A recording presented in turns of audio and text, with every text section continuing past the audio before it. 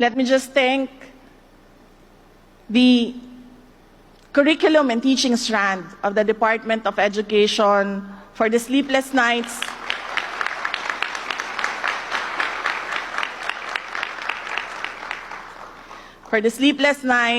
the hard work, and all the stress that we caused the curriculum and teaching strand. Sa totoo lang po, alam niyo po, in ASEAN, the Association of Southeast Asian Nations, there are only 3 education ministers that do not come from the education sector.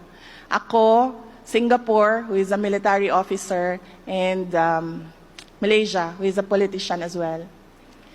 And I heard that Indonesia is a businessman, but I do not know if he has an education background. But alam ko, 3 lang kami sa ASEAN na hindi galing sa education sector. And para na akong sirang plaka paulit-ulit sa curriculum and teaching. Yung tanong ko paulit-ulit na hanggang tumaas na ang blood pressure ni Yusek Gina Gonong. And at one point, this was last week, no? And at one point, medyo kinabahan na ako kasi baka ma-stroke. Kasi she was really saying na okay na yan, inireview namin yan, inulit namin yan. Sabi ko, ang gusto ko kasi hindi Pilipino. Gusto ko kapag sinabi mong matatag curriculum, pag nag-benchmark ka at tumingin ka sa ibang bansa, pareho.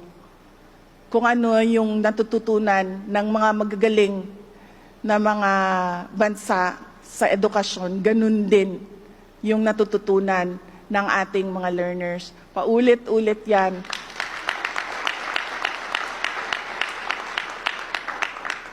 And I think I caused her so much emotional stress. But it is all good. You had your check-up, no? Yes. She did her.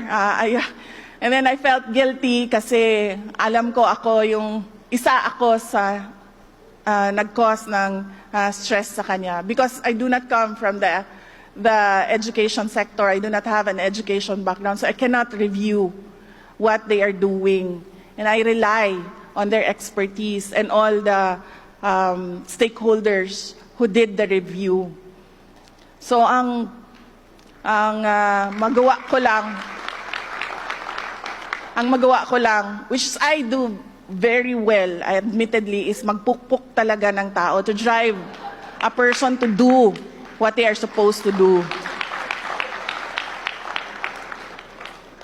So nagpapasalamat po ako sa lahat ng personnel ng curriculum and teaching ng Department of Education. And of course, we are truly thankful for the external stakeholders who gave their all-out support to this matatag curriculum. Maraming salamat sa inyo.